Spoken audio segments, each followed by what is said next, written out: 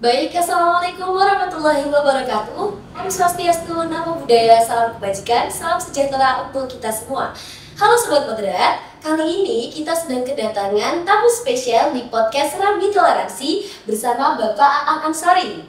Bapak Aan Ansori ini adalah salah satu aktivis lintas agama dan juga dosen kampus ternama di Indonesia, yakni Kampus Ciputra. Betul ya Bapak? Iya, terima kasih udah diundang ke sini, Rafida. Terima kasih kembali Bapak. Iya. Nah, pada kesempatan kali ini kita bakal berbagi informasi dan juga ilmu pengetahuan baru tentang moderasi beragama. Kita akan sharing-sharing nih Bapak Iya. tentang isu-isu moderasi beragama, tentang pemahaman moderasi beragama, dan masih banyak lagi. Iya. Nah, sebelum kita masuk ke pertanyaan-pertanyaannya, boleh nih Bapak Aan Ansori perkenalkan kepada teman-teman Sobat Moderat sedikit tentang latar belakang Bapak. Mungkin saya menjelaskannya kurang lengkap ya Bapak. Jadi Bapak bisa kenalkan lebih langsung biar teman-teman Sobat Moderat tahu secara langsung dari Bapak. Iya, makasih Rafida. Tadi udah kamu spill dikit ya. Iya, soal itu. betul. Aku aktif di Durian ya, di Durian di Jombang begitu.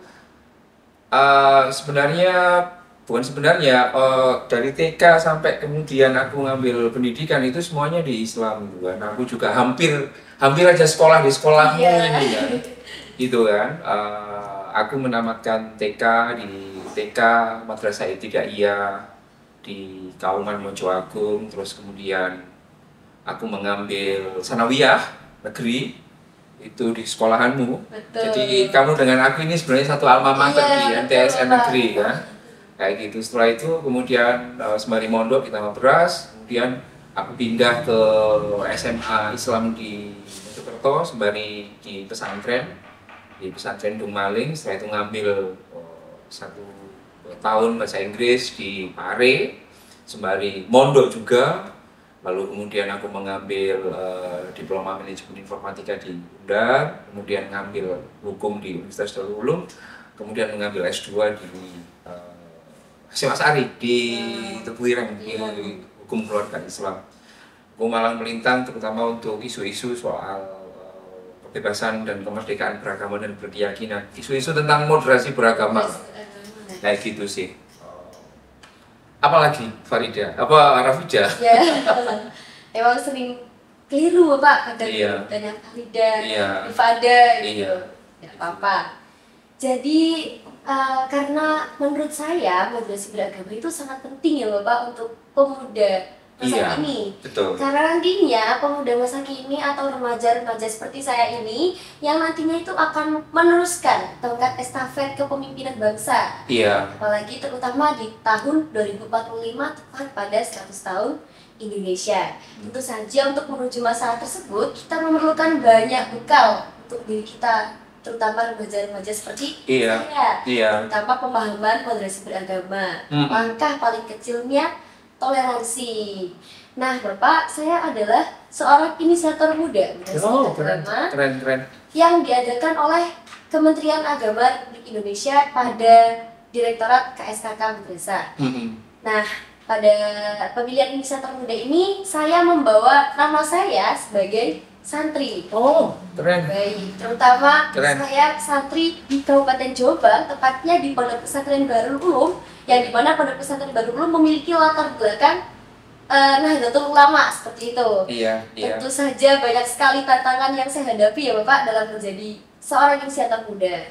Nah, saya ingin nih tanya pada Bapak, apa sih atau bagaimana peran seorang santri dalam menjalankan atau menyebarkan pemahaman moderasi beragama di dunia luar? Apalagi zaman sekarang itu santri itu dianggap tidak melek informasi, Iya. ketinggalan teknologi, kudet, dan lain-lain. Nah, bagaimana nih tanggapan Bapak? Aku ingin mulai dari satu kenyataan ya, satu riset bahwa kalau tadi kamu nyebut soal toleransi, Tuh. tahun 2022 itu ada survei soal toleransi yang dilakukan oleh UIN Jakarta. Mensurvei seluruh mahasiswa seluruh Indonesia kayak gitu, dan hasilnya sangat menyedihkan terutama bagi orang Islam karena eh, mahasiswa-mahasiswi yang beragama Islam itu tingkat toleransinya itu rendah. Berbeda dengan mahasiswa-mahasiswi yang beragama selain Islam. Dampaknya apa kalau toleransi itu rendah? Maka proses menuju keadilan, proses menuju satu bangsa yang berkebinekaan itu akan sulit. Karena apa? Karena sejak awal orang yang intoleran itu akan selalu merasa terancam dengan yang lain.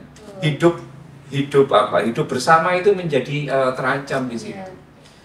Dari sini kemudian aku mau pindah tentang kekuatan santri gitu kan. Sebagai catatan ya, Rafida, di Indonesia ini ada sekitar 30 sampai 40 ribu pondok pesantren. Ya, yang berafiliasi ke NU kira-kira ya 90%. Betul. Artinya apa? Artinya bahwa kalau melihat hasil survei itu, mungkin separuh dari mahasiswa-mahasiswi Islam yang disurvei itu juga latar belakangnya santri. Bayangkan kalau santri itu intoleran, maka negara ini kan juga ikut-ikutan intoleran itu sendiri. Nah ini yang menurutku menjadi penting bahwa kan begini ya, kita ini kan nggak bisa menjadi bangsa yang menuju keadilan sosial bagi seluruh rakyat Indonesia, manakala komponen di bangsa ini, Islam dan selain Islam, santri dan non-santri, itu tidak bisa bersatu. Itu nggak bisa. Nggak mungkin kita bisa mencapai satu keadilan itu. Makanya peran santri ini menjadi penting karena apa? Pada pemerintahannya Jokowi, itu aku melihat itu adalah kebangkitan para santri. Ya, kebangkitan para santri. Tapi faktanya adalah belum ada riset yang cukup komprehensif menyangkut soal seberapa tinggi kadar toleransi dan intoleransi di tingkatan santri. Aku ya santri ya, aku 8 tahun ya menjadi santri. Per hari ini aku meyakini bahwa peran santri terhadap kehidupan yang toleran itu sangat penting. Tetapi tidak mungkin terjadi manakala di tubuh santri itu sendiri ia masih tingkat toleransinya masih kurang tinggi, masih rendah. Maka untuk bisa menjadi seorang inisiator terkait moderasi beragama, maka terlebih dahulu inisiator ini kan juga harus moderat dulu. Iya, betul. Sebab kalau nggak moderat, nggak toleran, maka yang disebarkan tentu ya virus-virus soal intoleransi, begitu kan. Ini yang menurutku menjadi hal yang penting, bahwa sebenarnya posisi santri secara politik per hari ini itu sangat strategis. Ya, sangat strategis. Misalkan berapa jumlah santri-santri, alumni santri begitu, lulusan pesantren yang sekarang misalkan menjabat di kabinet merah putihnya Pak Prabowo gitu kan. Itu banyak sekali, Nusron, siapa lagi, kemudian Menteri Sosial itu Mbak Arifah, lalu Menteri Agama yang baru ini Pak Nazarudin, itu kan santri semuanya. Artinya apa? Santri ini secara politik itu memiliki peran. Tapi problemnya adalah bagaimana dengan nasib puluhan ribu atau bahkan ratusan ribu santri. Apakah mereka siap untuk melakukan kampanye moderasi beragama? Mereka akan siap kalau sejak awal mereka itu sudah toleran. Nah, apakah santri kita sudah toleran atau belum? Ini yang menurutku menjadi PR bagi kita, seperti itu, Rafida. Gitu sih menurutku. Cara kita menyebarkan, terutama saya dan Bapak yang berlatar belakang santri, bagaimana cara menyebarkan nilai-nilai toleransi ya Bapak? Itu, aku harus ngomong ya ke forum ini. Aku dulu intoleran. Aku lahir itu intoleran. Intoleran itu adalah aku tidak bisa menerima. Ya, toleransi itu kan, definisi toleransi itu kan begini, Rafida. Kesediaan menerima pengalaman hidup, tradisi, lalu keyakinan yang dimiliki oleh orang yang berbeda agama dengan kita. Konkretnya seperti apa? Kalau misalkan ada orang Kristen, tetangga kita, lalu kemudian mereka itu bikin ibadah, ya, di wilayah di mana masyarakat itu Muslim semuanya, lalu kita keberatan, itu kita intoleran. Itu kita intoleran. Nah, aku dulu itu melihat agama lain, melihat etnis yang lain, itu dalam kerangka itu tidak suka, gitu kan. Ketidaksukaan ini macam-macam kan. Mungkin karena menganggap bahwa mereka berbeda agama, agamaku yang paling benar, maka mereka pasti akan masuk neraka dan lain sebagainya. Itu yang membuat cara pandangku itu dulu intoleran terhadap mereka. Itu sampai sampai semester 2. Lalu pelan-pelan berubah lah sampai sekarang. Kemudian aku bisa menerima mereka, bisa hidup bersama dengan mereka. Nah, kira-kira untuk membuat para santri atau non santri ini menjadi toleran itu sebenarnya tergantung dari 3 hal. Pertama, itu adalah penyebaran nilai. Maksudnya begini, kalau sejak awal santri-santri atau murid-murid Islam itu diajari tentang nilai-nilai keislaman. Nilai-nilai keislaman itu adalah nilai-nilai yang keadilan, persaudaraan, gitu ya. Bukan ritual ya, bukan ritual, bukan halal haram ya, bukan halal haram. Ini value, nilai, ya, toleransi, rahmatan lil alamin. Jadi kalau sejak awal anak didik kita, orang-orang Islam itu dikenalkan selain sholat, puasa, zakat, itu dikenalkan bahwa sebagai orang Islam kamu harus rahmatan lil alamin, kamu harus toleran, kamu harus berbela rasa dengan seluruh manusia. Itu kalau terus dikasih vitamin itu nilai toleransinya akan tinggi. Nah, kan di pendidikan Islam kita kan nilai itu kan tidak terlalu besar kan, tidak terlalu besar gitu kan. Itu yang pertama, instilling value. Aku menyebutnya sebagai instilling value, penyemaian value, penyemaian nilai itu. Yang kamu pahami tentang Islam itu apa? Kalau yang aku pahami tentang Islam itu kan 5 hal ya. Misalkan monoteistik, tauhid. Yang kedua itu kan al-adalah, keadilan. Yang ketiga itu ihsan, memperlakukan orang secara lebih baik. Yang keempat itu adalah al-karomah, menjaga harkat martabat manusia. Nah, yang kelima itu mawaddah warahmah, love and compassion. Jadi Islam itu value-nya itu yang 5 itu. Seperti itu. Nah, itu value ya. Yang kedua, vitamin yang kedua tadi kan aku ngomong 3 ya. Untuk membuat orang yang awalnya tidak moderat menjadi moderat, itu 3. Vitamin pertama itu instilling value. Yang kedua, Rafida, itu adalah transferring knowledge. Transferring knowledge itu adalah pengetahuan tentang siapa, tentang apa, pengetahuan tentang kelompok atau identitas yang lain. Gitu. Misalkan kita kan kalau kita ini tidak belajar tentang kemuhammadiyahan, kita ini nggak mungkin bisa toleran kepada orang Muhammadiyah. Itu. Kalau kita itu tiap hari itu yang kita kaji itu fikihnya Syafi'i, maka terhadap orang-orang yang kelompok Hanafi, Hambali, Maliki, itu kita nggak akan bisa toleran. Karena apa? Kita tidak punya keilmuan soal itu. Begitu juga dengan soal kekristenan, Hindu, Buddha. Kalau kita tidak mempelajari mereka, transferring knowledge, itu. Nah, itu vitamin yang kedua. Bobot 2 vitamin ini cuma 25%. Ini yang ketiga berat ya Pak? Yang ketiga ini 50%. Ya. Aku menyebutnya sebagai encountering others. Ngembuli, apa ngembuli? Ngancani, berinteraksi, bergaul dengan orang-orang yang identitasnya nggak sama dengan kita. Kamu aja misalkan, kamu kan idean, kamu cek ya, following yang kamu follow, kamu cek itu jumlahnya, mana yang KTP-nya Islam, Sunni, mana yang non Islam dan Sunni, pasti Jombang. Iya betul. Pasti Jombang.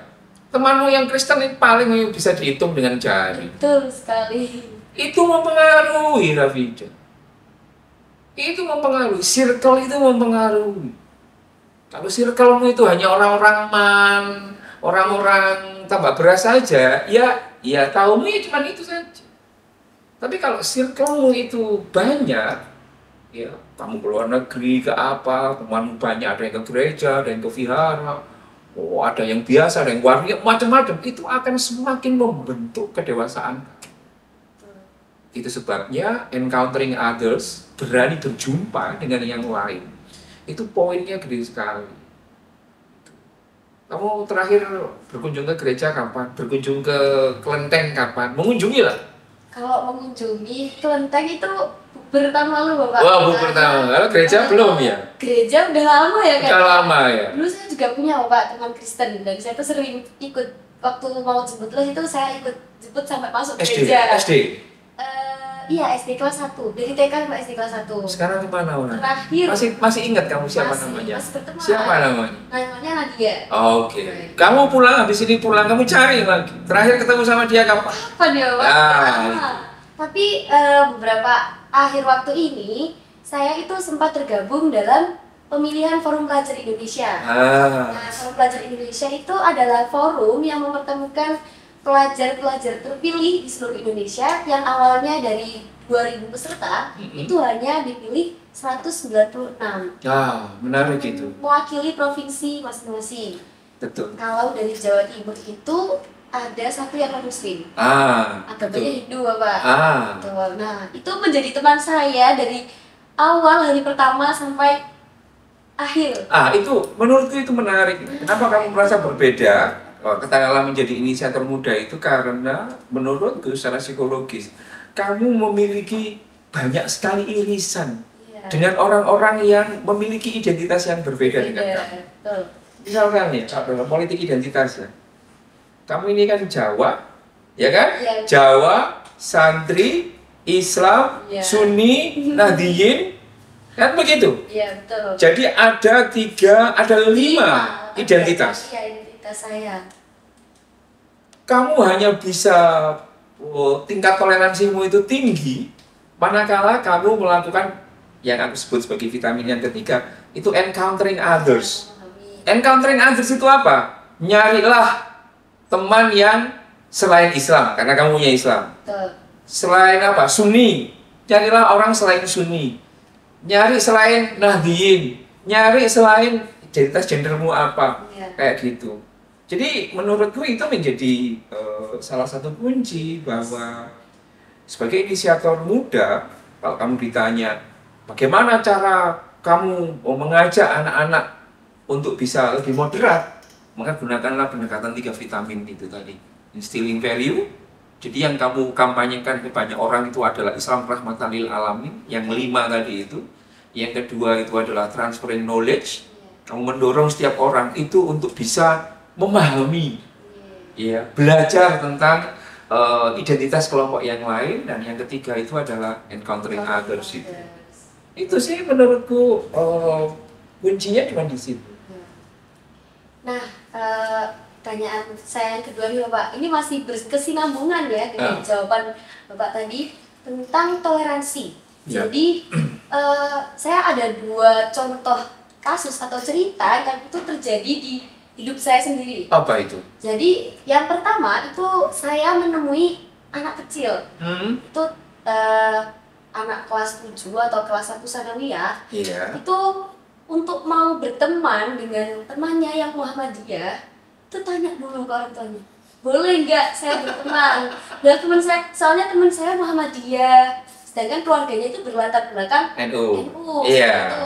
Itu padahal anak kecil Bapak, transformasi dari anak SD ke sanawiyah kan anak remaja ya Bapak. Betul. Nah itu memegang kunci yang sangat penting kan untuk kita semua. Betul. Nah, yang kedua ini saya alami secara langsung ketika saya pulang dari Jakarta saat mengikuti Forum Pelajar Indonesia, karena rata-rata teman saya itu non Muslim, terutama yang Kak Sekar itu dari Jawa Timur, agamanya Hindu itu, saya ditanyain seperti ini sama teman pondok saya, kamu kan santri, dari sekian banyaknya peserta yang Muslim, yang non Muslim, kenapa kamu kok milih berteman sama yang non Muslim? Hindu seperti itu. Saya jawabnya karena saya kan bukan orang pintar ya Pak, Iya. jadi saya jawab semampu saya. Ya untuk apa berteman memandang agama? Iya. Teman saya yang berbeda agama tidak memberikan doktrin jelek kepada saya dan memberikan pengalaman yang baik untuk saya, kenapa tidak gitu? Itu menurutku itu menarik ya. Seringkali masyarakat kita itu memandang anggota komunitasnya itu sedang dalam bahaya, manakala anggota ini ternyata tidak bergaul dengan orang yang satu identitas. Ya betul, seperti yang saya alami. Iya, Pak. kayak gitu. Ya. Kenapa mereka berpikir seperti itu? Mungkin mereka ini itu karena rasa sayangnya. Jangan sampai kamu katut dan lain sebagainya. Nah, di model moderasi beragama, kemudian di toleransi itu, justru konsep itu yang mesti kita challenge. Jadi identitas kesantrianmu akan menjadi lebih kuat manakala dolenmu iki adoh. Iya, betul. Gitu. Kalau misalkan ada pertanyaan darimu, kenapa kok kamu milih Hindu dan yang lain nggak ke sama-sama santrinya? Bisa dijawab, loh, kan tiap hari kan aku udah ketemu sama santri dan lain sebagainya, dan tidak setiap hari aku ketemu dengan orang-orang kayak gini. Memperluas jaringan itu menjadi penting. Kamu harus ngerti ya, Dek ya. Kenapa aku suka figur seperti Yai Wahab itu? Yai Wahab itu berbeda dengan kiai-kiai yang lain. Pak. Ya, Yai Wahab itu adalah kiai yang level organisasinya itu level tinggi. Betul.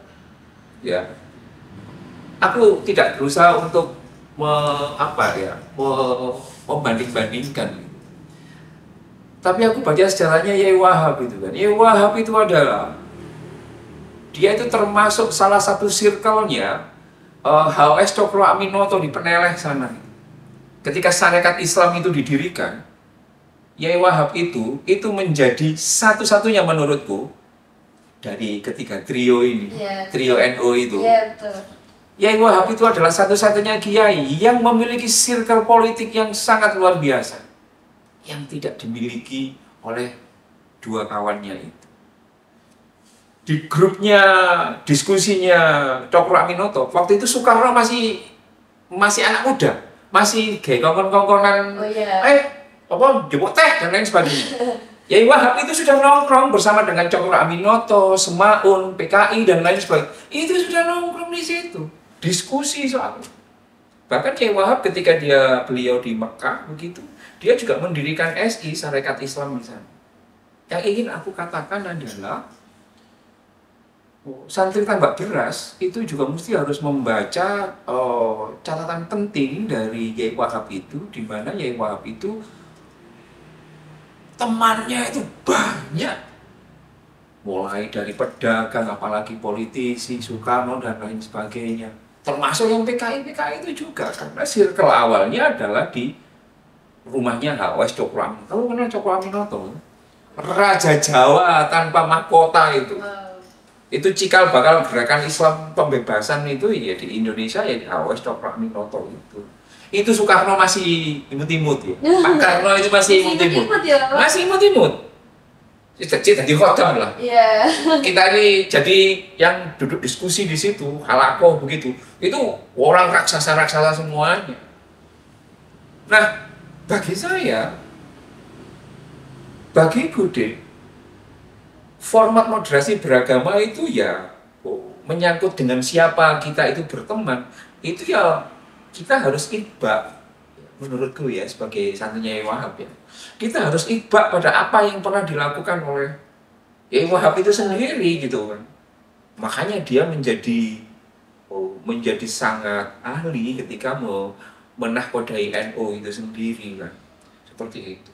Jadi menurutku spirit itu tadi, orang tidak akan bisa jadi moderat kalau hidupnya hanya di satu circle.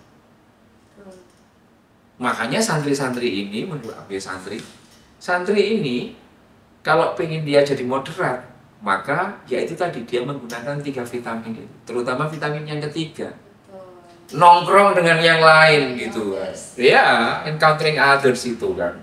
Jadi resahlah sedihlah manakala temanmu itu cuma satu identitas saja.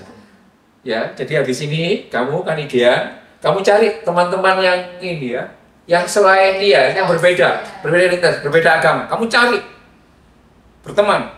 Kamu stop pertemanan yang sama-sama Islam, sama-sama NU, udah stop dulu. Cukup banyak ya, Iya, Pak? supaya imbang lah. Kayak gitu. Jadi, dan yang kedua menurutku soal yang Muhammadiyah itu tadi juga aku melihat betapa pentingnya peran guru dan peran orang tua.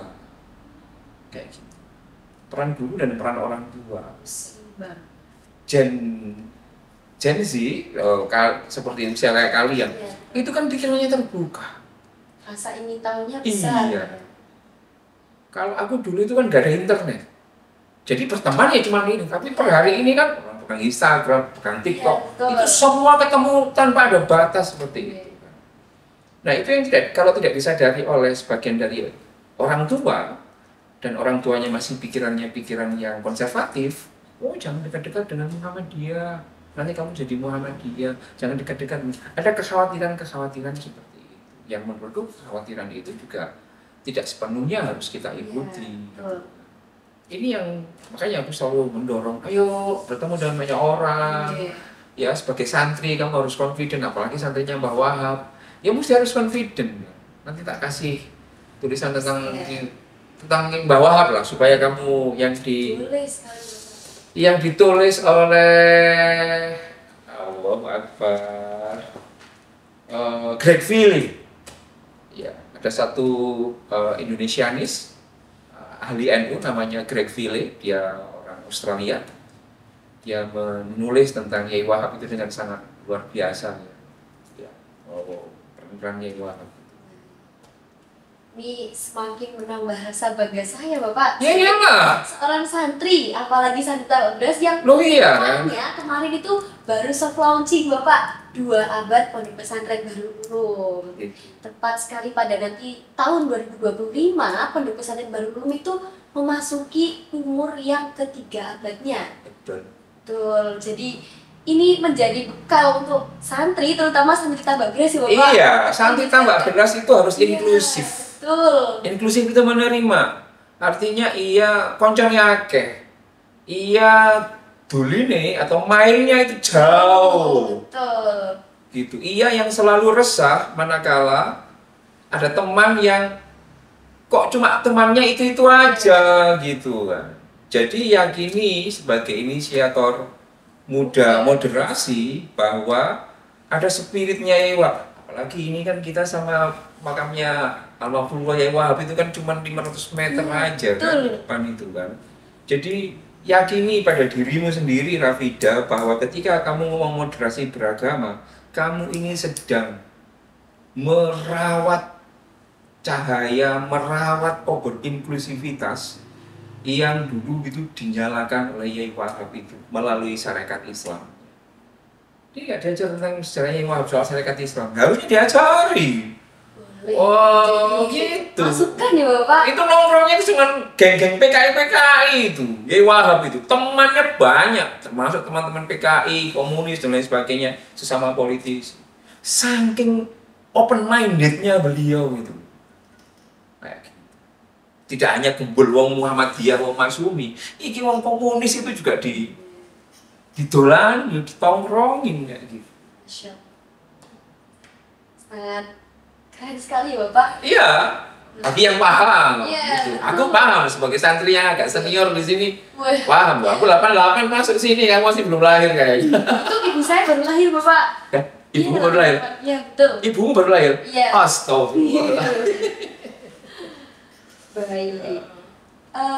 Mungkin pertanyaan yang kedua ini cukup penting ya Bapak untuk saya, apalagi santri Tababras. Nah teman-teman, bisa nih kita menyalakan atau menjaga obor dari Kiai Haji Abdul Wahab Hasbullah, apalagi kita sebagai santri yang menuju abad ketiga Pondok Pesantren Bahrul Ulum. Sangat Insya Allah sekali ya Bapak. Nah selanjutnya nih Pak, saya akhir-akhir ini, bukan saya saja, bahkan media sosial sedang digempar oleh tren. Suatu tren itu awalnya orangnya Islam, Iya. lalu menggunakan lagu disitulah kau mulai terbawa arusnya itu masuk ke agama Kristen, Iya. atau Hindu dan lain-lain.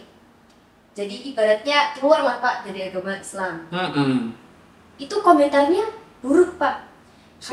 Komentarnya siapa yang buruk? Netizen. Oh, oke. Ramai sekali. Jadi awalnya dia Islam, Iya. kemudian dia pindah ke agama Kristen lah kayak gitu. Betul. Lalu ini dicerca dan lain sebagainya. Ya, sampai beberapa komentar itu memberikan ujaran kebencian kepada agama Kristen. Iya. Seperti itu. Terus sebaliknya, jika orangnya Kristen atau non-Muslim atau Hindu dan lain-lain, lalu terbawa arusnya itu masuk ke agama Islam. Iya. Semuanya sorak. Iya. Bahagia. Kamu tersesat di jalan yang benar, Mbak. Seperti ini. Hingga orang yang non-Muslim itu memberikan komentar seperti ini. Kalau dari Islam ke Kristennya dihujat, tapi sebaliknya kalau ke Kristen ke Islamnya dipuji-puji. Nih agama Islam emang nggak jadi seperti itu ya? Nah seperti itu Pak. Itu bagaimana tanggapan Bapak sendiri? Begini Rafida, kita harus mengakui bahwa cukup sering guru-guru kita, orang-orang tua kita, itu mengajari kita berislam secara kurang pas. Kurang pasnya adalah kita dididik untuk meyakini agama kita itu sebagai agama yang paling benar. Loh, memang agama kita nggak paling benar. Aku dulu merasa agamaku paling benar. Tapi ketika itu aku hidup dengan cara pandang yang paling benar itu, maka aku melihat orang di luarku itu salah semuanya, masuk neraka semua. Aku menjadi tidak toleran pada mereka, aku menjadi diskriminatif pada mereka. Ini aku ya, ini aku. Lalu aku gini, apa kok aku jadi gini? Kok aku jadi membenci orang lain? Kayak gitu. Lalu kemudian aku koreksi. Aku sekarang memahami bahwa agama Islam adalah agama yang benar. Beda ya, paling dengan benar. Sama dengan kamu. Kalau kamu merasa dirimu paling cantik, maka terhadap orang-orang di luar kamu pasti akan merendahkan semua. Tapi kalau kamu merasa, aku merasa cantik, itu beda. Bisa jadi Lala cantik, bisa jadi Yanti juga cantik. Tapi kalau kamu meletakkan kata paling, itu urusannya bisa rumit. Kamu akan melihat orang di luar kamu itu dengan pandangan yang pejoratif. Pandangan pejoratif itu pandangan yang merendahkan. Barangkali itu yang terjadi dengan komentar dari netizen-netizen. Menurutku begini, agama itu alat. Agama itu alat. Wasilah. Agama itu menurutku wasilah. Untuk menuju pada satu titik. Ini tujuan, makosid. Tujuannya makosid. Wasilahnya itu banyak. Sama kayak kamu mau pulang. Tujuanmu kan pulang, makosidmu kan pulang. Alat untuk menuju ke sana, kamu bisa jalan kaki, bisa nge-grab, bisa naik bus, bisa sepedaan, bisa berangkat, macam-macam. Banyak cara. Pilihlah mana yang kamu pikir akan bisa membuatmu nyampe ke tujuan ini dan membuatmu nyaman. Bisa jadi orang yang awalnya di agama ini, ya, lalu tiba-tiba kemudian merasa nyaman dengan agama yang lain, kayak gitu. Ya menurutku biasa saja. Iya. Awalnya kamu dulu sepedaan motor lah dari sini ke Tuban, tapi kok capek, udah deh, tak naik bus saja. Naik bus terus kemudian, wah belakangan kemudian kamu milih, enggak aku tak nebeng aja, wah atau minta jemput. Lalu bisnya marah-marah, oh berarti kamu berkhianat terhadap bis ya? Iya. Padahal kan tidak bisa seserius itu. Betul. Nah, secara Qur'ani kan menurutku kan sebenarnya eh, agama-agama Abrahamik ya, Islam, Nasrani, Yahudi, itu kan satu rumpun. Keluaran satu pabrik lah. Misalkan katakanlah kalau ini motor mobilnya keluaran Honda, kan ada banyak merek toh, ada banyak tipe toh. Mungkin Honda ini dan lain sebagainya. Kan tinggal pilih aja salah satunya itu. Di Quran itu kan aku melihat bahwa agama-agama ya ayyuhalladzina amanu walladzina hadu wan nasara wasabiina man amana billahi wal yawmil akhir walahum ajruhum gitu kan. Wa amila sholihan falahum ajruhum gitu kan. Jadi antara orang-orang yang beriman, orang-orang yang beriman, orang-orang Yahudi, orang-orang Nasrani, orang-orang Sabi'in, siapa aja kalian, sepanjang kalian itu beriman kepada Tuhan, kemudian dan hari akhir, lalu berbuat baik, maka kamu akan mendapatkan ganjaran. Beriman sama ya? Gitu kan? Wahai orang-orang siswa dari MAN 3, siswa dari SMK, SMA Negeri, siswa dari Mu'alimat, seluruh Mu'alimin, siapa saja yang katakanlah meyakini tujuan pendidikan dan belajarnya tekun, maka kamu akan lulus. Kan sama. Siswa MAN 3, MAN 4, SMA Negeri 1, 2, 3, Madrasah. Jadi sebenarnya menurutku perpindahan keyakinan, perpindahan agama itu sifatnya sangat personal. Kalau sifatnya sangat personal, maka kita harus respect pada mereka. Respect pada mereka. Misalkan di satu ayat kan ada la ikraha fiddin kan. Kau kan selalu meyakini bahwa orang masuk Islam itu nggak boleh dengan paksaan. Nggak boleh dengan paksaan. Ini bisa jadi ketika orang itu pindah dari Islam, dia bisa jadi ya akan menemukan Tuhannya dan bisa nyampe pada maksud ini. Jadi yang bisa aku lakukan terhadap pilihan ya, pilihan orang itu untuk pindah beragama, itu aku selalu mendorong mereka untuk mendapatkan yang terbaik. Mendapatkan yang terbaik. Jadi kita respect terhadap pilihan mereka. Itu sikap moderat yang oke, gitu. Semoga kamu bisa menjadi insan yang lebih baik, begitu kan? Apapun agamanya. Termasuk ketika teman kita Islam tiba-tiba yang memilih untuk menjadi Hindu, Buddha, Kristen, ya kita bergembira karena ia telah menemukan Tuhannya melalui jalur itu. Termasuk juga ada orang yang awalnya agama selain Islam, terus kemudian dia pindah ke Islam gitu kan, ya kita juga senang. Iya, senang, sama-sama senang ya. Ya sudah, selamat datang di agamaku, semoga kamu nyaman gitu. Bisa jadi nanti dia nyaman 1 tahun, terus ketika melihat orang-orang Islam prakteknya ternyata intoleran, wah kok kayak gini agamanya, aku tak pindah lagi. Bisa jadi kayak gitu. Jadi saya teringat apa yang dikatakan oleh Najwa Shihab ya Bapak. Apa itu? Untuk mencapai angka 10 itu tidak harus dengan angka 5 tambah 5. Iya. Bisa jadi 8 tambah 2, 6 tambah 4, dan lain-lain. Masih banyak cara yang lain, tergantung bagaimana kenyamanan kita berada pada cara tersebut. Iya, itu menjadi penting. Itu tadi, agama itu adalah wasilah. Sama kayak kendaraan. Makosidnya apa? Kalau kita kan makosidnya kan wa arsalnaka illa rahmatan lil alamin, Muhammad tidak utus engkau kecuali kamu akan menjadi rahmat bagi alam. Fokusnya, makosidnya itu adalah rahmatan lil alamin, keadilan sosial bagi seluruh rakyat Indonesia. Caranya seperti apa? Macam-macam. Itu macam-macam. Jadi cara beragama yang substantif itu menurut, kalau aku sih meyakini bahwa untuk mencapai situ aku menggunakan jalur Islam, gitu kan, Islam yang aku pahami. Tapi kan tidak bisa aku memaksa orang lain untuk nyaman dengan sebagaimana pilihanku itu sendiri. Ngomong-ngomong tentang identitas kita, Pak, ini nyambung dengan isu pilkada ya Pak. Oh iya. Ya, politik identitas. Kadang nih ada yang seperti ini, orang NU nyablesnya harus ini, orang Islam nyablesnya harus ini.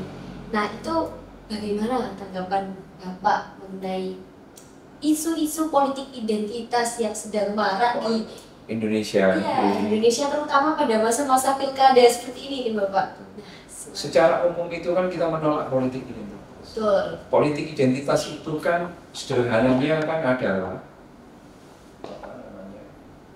pemobilisasian, mobilisasi suara publik berdasarkan identitas tertentu, bukan berdasarkan kemampuan dan kapasitas. Misalkan, oh sing Islam kudu milih Islam, sing Muhammadiyah kudu milih Muhammadiyah, sing Kristen kudu milih Kristen, kayak gitu. Bagi saya itu kemunduran bagi demokrasi kita. Kenapa nggak bisa dianggap sebagai kemunduran? Kita ini milih pemimpin bangsa. Pemimpin bangsa itu indikatornya jelas. Apakah dia itu bisa menjadi teladan yang baik? Apakah rekam jejaknya baik? Apakah ia pernah korupsi atau tidak? Apakah ia pelaku kekerasan dalam rumah tangga atau apakah ia pelaku kekerasan seksual atau tidak? Itu indikatornya, bukan agamanya. Bukan agamanya. Jadi yang kita pilih di politik elektoral itu adalah pemimpin publik. Kita tidak sedang memilih imam sholat. Kalau imam sholat, ya harus Islam dong. Nah ini kita milih bupati, kita milih gubernur, kita milih ini. Jadi yang kita lihat adalah rekam jejaknya. Apakah iya misalnya, kalau aku misalkan ada 2 calon, ini misalnya ya, 2 calon, satunya Islam, tapi ia kualitasnya jelek lah. Kualitas jelek itu artinya apa? Ya pernah korupsi, ia juga pernah di penjara, melakukan kekerasan dan lain sebagainya. Ia juga tidak terlalu amanah, gitu kan. Lalu ini ada orang, calon selain Islam yang ternyata punya kualifikasi yang lebih bagus.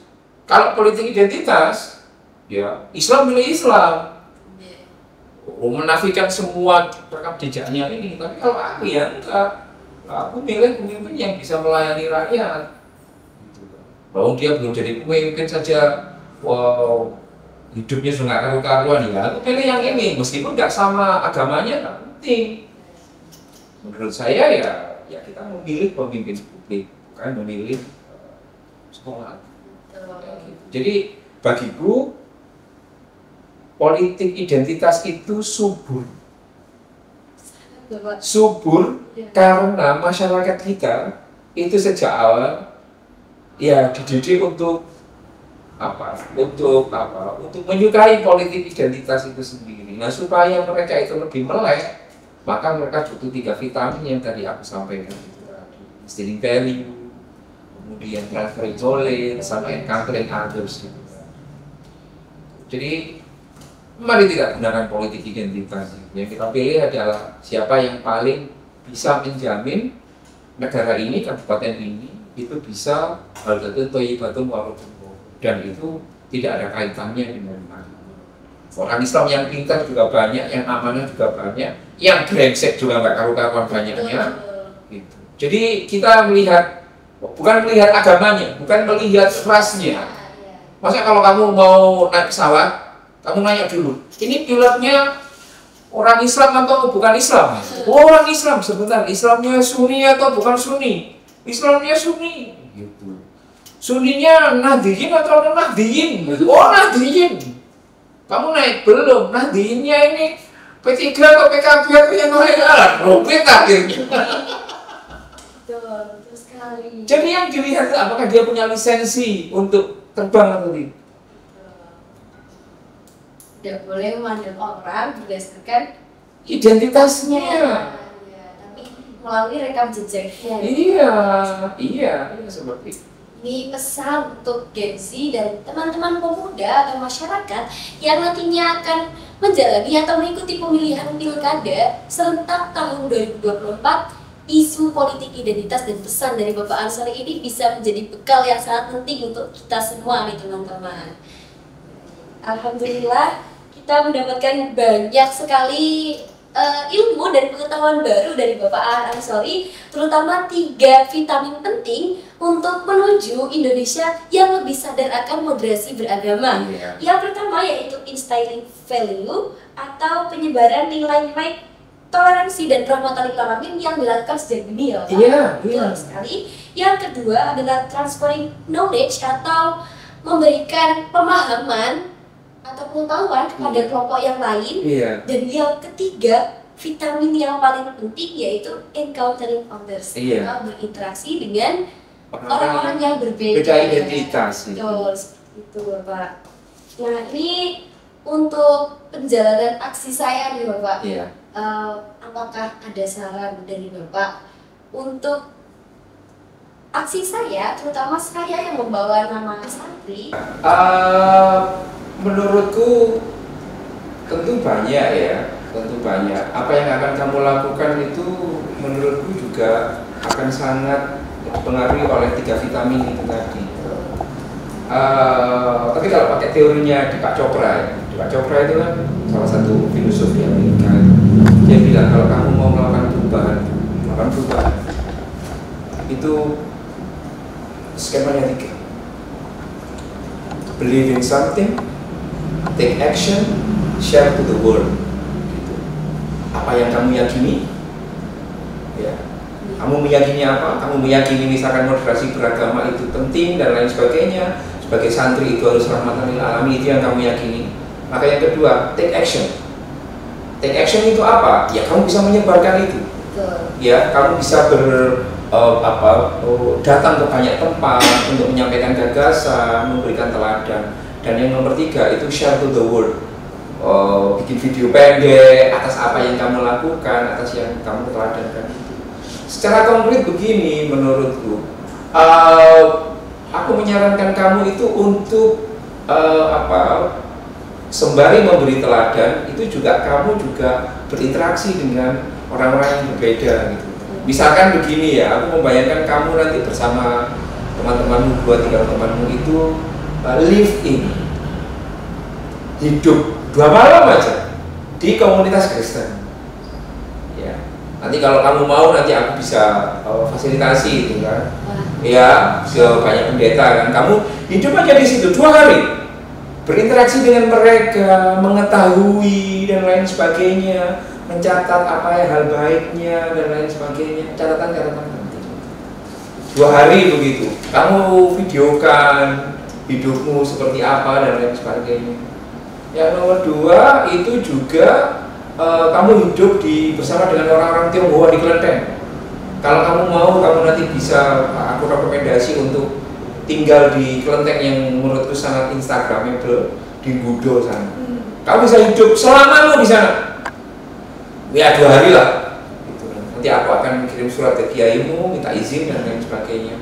Kamu hidup di sana, kamu ikuti ritme di sana, gitu kan. Kalau mereka melakukan kegiatan bersih-bersih desa atau apa, kamu ikut, pokoknya ikut ya. Ketika mereka itu sholat, sembahyang, kamu juga hadir melihat, oh sholatnya kayak gini. Apa yang menarik dan lain sebagainya. Nah, proses selama 2 hari itu di tiap-tiap itu akan pasti akan membentuk the new Ravida, the more liberated Ravida, the more inclusiveness of Ravida.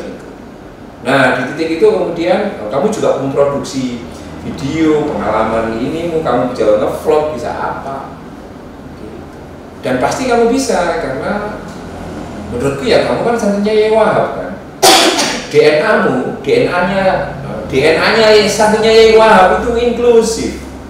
Jadi kalau ada santrinya Yai Wahab yang gak inklusif itu, mungkin dia gak pernah baca tulisannya Greg Ville terkait dengan inclusivity dari Wahab. Itu sih saranku yang menurutku konkret sih. Nah, setelah kamu hidup dari mereka, kamu nanti ketika menjadi narasumber, menjadi apa, kamu cerita soal pengalaman itu, dan itu genuine, gitu. Nggak pakai ChatGPT, gitu. Nggak pakai ChatGPT, kamu itu real karena kamu mengalami. Gitu kan. Orang itu kalau ngomong soal kepedihan hati karena patah hati, ya itu yang ngomong itu hanya Google sama yang ngomong itu pelaku sejarah itu beda. Iya, karena Oh itu beda itu kan, rasanya itu beda. Nah, yang aku tawarkan itu adalah hidup bersama dengan mereka. Mungkin akan menjadi pertimbangan dan bisa menarik Bapak. Ya menarik lah. Wow, Masya Allah sekali ya teman-teman, Itu bisa kan. mendapatkan pengalaman baru. Nah nanti stay tune ya teman-teman, apakah aksi ini nantinya akan bisa berjalan? Semoga saja, karena saya sangat berharap Bapak, karena seperti di poin yang ketiga atau encountering others, kita perlu ya Bapak mengetahui Berinteraksi dengan mereka. berinteraksi dengan Iya. seseorang atau kelompok yang tidak sama atau Berbeda. dari kita. Iya. Betul. Iya. Baik. Teman-teman, kita sudah mendapatkan banyak Sudah panjang sekali ya Panjang diskusi sekali kita. ini. Mungkin hanya beberapa menit, tidak sampai 1 jam, tapi ilmunya bisa kita bawa hingga kita tua nanti teman-teman. Terutama kita pemuda yang akan meneruskan tongkat estafet kepemimpinan bangsa pada tahun 2045 nanti Bapak. Terutama kita nih santri tambak beras yang kali ini atau pada sekarang ini kita akan menuju abad ketiga Pondok Pesantren Darul Ulum Bapak. Iya. Tentu saja kita harus memiliki bekal nilai-nilai moderasi yang kuat untuk memajukan Pondok Pesantren Darul Ulum. Baik Bapak, terima kasih. Terima kasih ya, Rafika ya, semoga sukses. Amin. Nah, Doa sebagai bersama inisiator Bapak. muda, aku sangat senang Baik. mendukungmu, apalagi kamu satu alma mater denganku di Betul. Sanawiyah Negeri. Gitu. Ini bukti teman-teman kalau santri tambak beras itu orang sepele ya Bapak ya. Sangat berperan penting dalam kehidupan kita pada zaman sekarang. Jadi teman-teman sebagai santri tambak beras harus bangga terhadap alma mater kita tercinta pada pesantren Darul Ulum ya Bapak. Iya. Baik, sobat moderat, mungkin podcast kita pada kali ini berhenti sampai di sini, tapi ilmunya ya Bapak akan kita bawa hingga kita tua nanti, teman-teman. Terima kasih Bapak. Terima kasih, atas Rafika. pengetahuan yang telah diberikan kepada saya. Iya. Mohon doanya dan dukungannya, semoga saya bisa membawa alma mater Amin. Pondok Pesantren Amin. Darul Ulum menjadi inisiator muda moderasi beragama terbaik di Indonesia pada tahun 2024. Sekian sobat moderat, berikut adalah podcast kami. Jangan lupa like, komen, dan share video ini sebanyak-banyaknya. Sekian, terima kasih. Wassalamualaikum warahmatullahi wabarakatuh.